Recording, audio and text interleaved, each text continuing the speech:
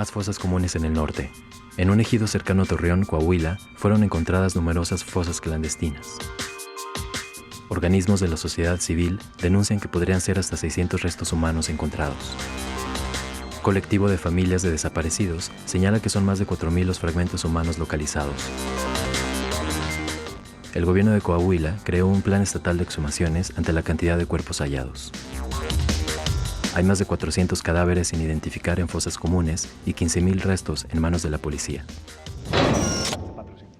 Me comentaban en estos días, híjole, esto parece de una película hollywoodesca, ¿no? Parece de algo macabro más bien por estos días, pero es una realidad que está viviendo nuestro México, Rubén Martín. Más que una película de Hollywood, yo creo que cada vez debemos asumir que estamos en el holocausto, en la barbarie. Sé que son palabras muy duras, pero me atrevo a sostenerlas, a mantenerlas, a argumentar, porque este bloque abre con estas imágenes acerca de un ejido que se llama Patrocinio, que está en el municipio de San Pedro de las Colonias, a 70 kilómetros de Torreón. Y ahí llegaron los familiares, los padres, madres del grupo Vida, que son las familias organizadas que buscan a sus desaparecidos allá en Coahuila, a través de versiones que les hicieron llegar gente de la zona. Ellos han hecho de una red de informantes, por supuesto anónimos, porque si no, en eso les va la vida. Le dicen, aquí hay fosas, aquí ocurrió esto y aquí esto. De tal manera que así reconstruyeron los hechos y llegaron ahí. Lo que se ha encontrado en este ejido, hasta este momento se considera que podría ser la fosa clandestina más grande no solo de México, sino probablemente, pues se decía de la del mundo, de la escombrera. Comparable con la de Colombia, ¿no? La escombrera en Medellín, que fue creada después de un operativo que mandó Uribe en contra del barrio que se conoce Barrio 13 en Medellín, y se considera que hay hasta ahora unos 300 cuerpos. Bueno, se piensa que aquí puede haber más, estamos hablando de Patrocinio. Aunque las autoridades dicen, perdón, que son nada más 4 cuerpos. Es una tontería. Esa es una versión. Aunque hasta ahorita están identificados. Yo ayer hablé. Identificados. No, es una cosa absurda, porque están hablando, lo que se han encontrado desde que empezaron los padres, las familias a indagar en abril del año pasado y que han continuado incluso este fin de semana encontraron 600 restos. Van más de 4.000 restos de cuerpos humanos encontrados ahí. Ahora, ¿cuál fue la mecánica que lograron reconstruir por las versiones? Que llegaban los sicarios, en particular esta parte de esta industrialización de la muerte, alguien que los mata, a veces alguien que los descabeza, los desmembra, hay alguien que los cocina, se le llama la cocina, que había 90 tambos de 200 litros donde se arrojaban los cuerpos, se les echaba diésel y se les encendía. Que el olor de carne cociéndose, que en las noches el fuego que se podía ver a varios kilómetros en distancia y nadie hizo nada. Se considera que ahí se desaparecieron una buena parte de los desaparecidos que tuvo. Se acordarán, Torreón tuvo un periodo dificilísimo, 2007, 2011, 2012 aproximadamente, y se considera que la mayoría, una buena parte, están ahí.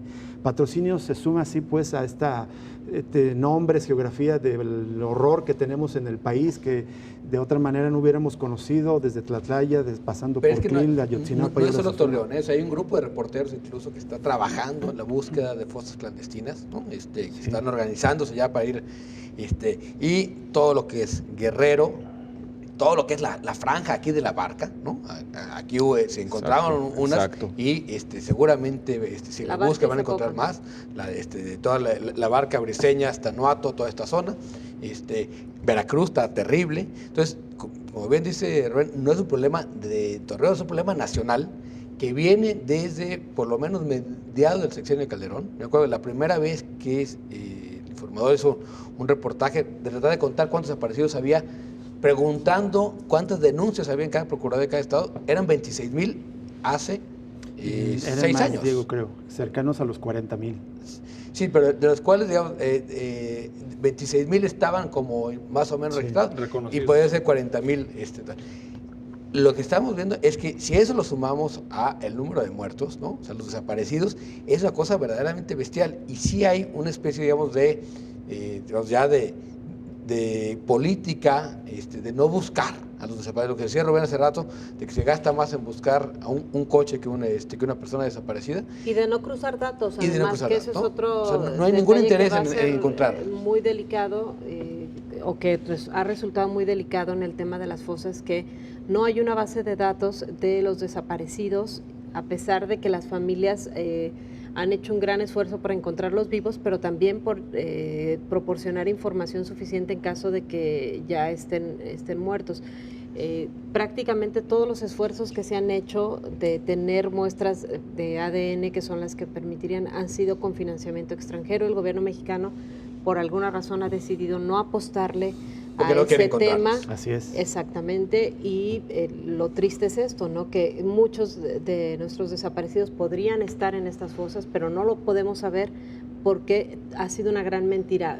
Por ejemplo, hay casos dramáticos en Jalisco en donde a papás les han hecho la prueba de ADN, entre comillas, y después se dan cuenta que no es cierto, que les tomaron las muestras, pero que esa prueba jamás se hizo, o que se la hicieron a la mamá cuando podrían habérsela hecho al papá, que el tema de las posibilidades de coincidencia son mayores. O sea, un montón de cuestiones en donde es claro que no hay ni la más mínima intención de un cruce de datos entre desapariciones y cuerpos encontrados. Sí, lo que es dramático es revisar las cifras de desaparecidos en las que estamos.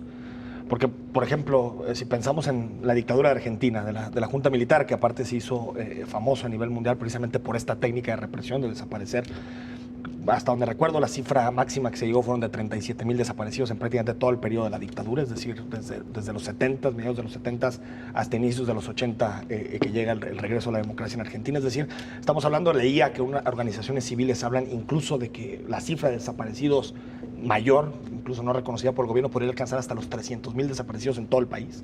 Es decir, cifras no reconocidas a través de distintos cruces de información que tienen directamente desde el campo. Y sí, por ejemplo, si lees la investigación que realizó Sergio Aguayo, y que lo realiza con la Comisión de Víctimas, te das cuenta que, por ejemplo, en los casos, también en uno de los casos de Coahuila, en el caso de San Fernando, lo que sucede es que no solo tiene que ver con la intervención criminal de los Zetas, que son los principales involucrados, pero también con policías municipales que están totalmente cooptadas, como en el caso de Iguala y como en distintos casos que hemos conocido, y que al final terminan colaborando y terminan generando estos campos de exterminio, porque lo que sucede en el caso de Patrocinio, que hasta donde tengo entendido, estamos hablando de 1.5 kilómetros más o menos de extensión, estamos hablando prácticamente de un campo de exterminio en donde había toda una división salvaje de trabajo en donde se terminaba calcinando cuerpos. Así lo están identificando, no solo como fosa clandestina, pero eso ni siquiera se les ocurrió a los familiares, eso se lo dijo un agente ministerial. Dice, lo que tenemos aquí es tan grande que es un campo de exterminio. Y tiene razón en eso. Todas las organizaciones de desaparecidos del país tienen certeza de que la cifra de 28,000 desaparecidos oficialmente es que aparte no te dan. Porque hay mucha gente que incluso es amenazada de poner una denuncia, mucha gente que no quiere hacerlo y otros de que ni siquiera se dejaron restos. Estamos en un panorama brutal. Ya le decías tú las cifras, Diego. Yo enumeraba alguna vez en una columna como el registro de los muertos entre Calderón y la fecha, estamos hablando más de 200,000. Estos 28,000 desaparecidos reconocidos oficialmente, los migrantes centroamericanos en paso hacia Estados Unidos, cuyas familias denuncian entre 80,000 y 170,000 desaparecidos o muertos o asesinados, los desplazados por megaproyectos, los desplazados de la violencia. Estamos en una guerra y no lo queremos reconocer. Hay esta idea clásica de la guerra entre estados, pero todos los estudios recientes, especialistas recientes, hablan de estos conflictos nuevos, informales. México está en eso. No hay ningún otro país en el mundo, ninguno, que tenga estas cifras de muertos en un conflicto no declarado como una guerra. De hecho, Rubén, le mostraba hace un rato a Enrique una búsqueda simple, que puede ser la de Wikipedia, de conflictos actuales en el mundo. México aparece en la segunda categoría de países en guerra. Así es. Por el número de muertos que Pero ¿por qué nos sorprende? Así la llamó Calderón, así después se fue matizando en el discurso. Una cosa es la supuesta guerra contra las drogas, que así la intentaron justificar, y que es el encubrimiento para una guerra de otro tipo. Pero ya la clasificación de nuestro país en el mundo como un país en guerra. Un especialista muy importante de origen argentino que radica en Brasil, a la cátedra de interculturalidad, y la verdad el diagnóstico que presenta debería interesarnos muchísimo. Ella hizo un trabajo sobre Ciudad Juárez. Si no asumimos que esta nueva guerra tiene que ver con esa otra economía, Rita Segato, si no asumimos que esta violencia tiene su fuente en una parte de los negocios capitalistas ilegales, cuyo volumen, dimensión es equiparable a la economía primera o formal. El desplazamiento de comunidades para explotación de minas, sobre todo, ¿no? Claro. En toda América Latina. O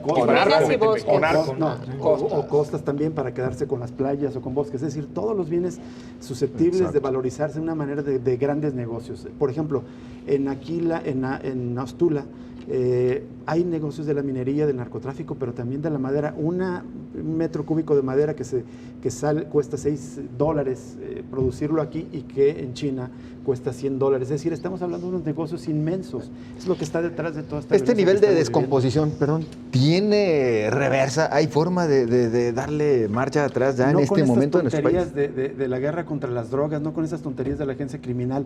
¿Por qué razón? Si no asumimos que esa gran economía informal de los crímenes organizados, los negocios del crimen organizado es como el tercer o cuarto gran negocio capitalista del mundo después de la industria automotriz, electrónica y creo que La minería. extractiva. Y exactamente, está entre esas cuatro.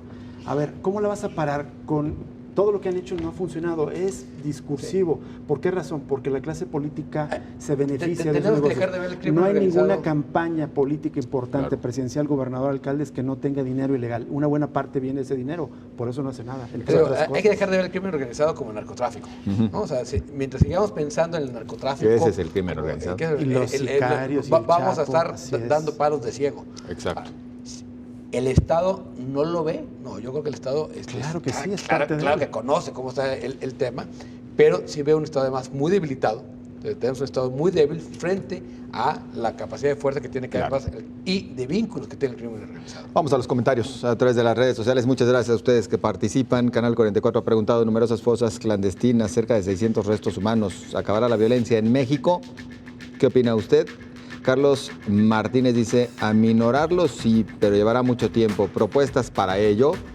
También dejó una pregunta. Efímero: estamos inundados de dolor en este país.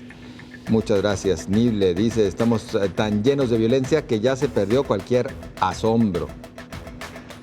Álvaro Vázquez: nada va a cambiar el aspecto de violencia que vive este país. Es decir, existe también desilusión. Israel Coronado: México ya está tan exhausto de los asesinatos que hablar de ello nos da igual. Y también en un segundo comentario dice: ¿viste el video donde asaltan una gasolinera y le disparan sin más al despachador? Ya estamos en otro mundo. Así es, Israel, muchísimas gracias, muy amable. Pues ya prácticamente es momento de despedirnos, agradeciendo el favor de su compañía. Digo, hay asuntos en los que no puede haber controversia. El panorama está triste, pero yo realmente no veo cuál es la salida. O sea, en este momento no me alcanzo a imaginar. Terrible. No, tendrías que recomponer todo el sistema político y además realmente de social. inmediato crear un programa nacional de búsquedas, que es lo que han exigido todas las organizaciones de Exacto. desaparecidos, pero es una vacilada. Vamos a pagar 500,000 millones de pesos en servicio de la deuda y se le van a destinar menos de 30 millones de pesos a la unidad de búsqueda de la PGR. ¿Cómo Pues lo no. vas a encontrar así? Es obvio que no. Nos vamos. Agradecido, muchas gracias, muy Buenas amables. noches. Gracias, buenas noches. Buenas noches. Pero sonríe, papá, tú sabes. Sí. Nos vemos la próxima semana.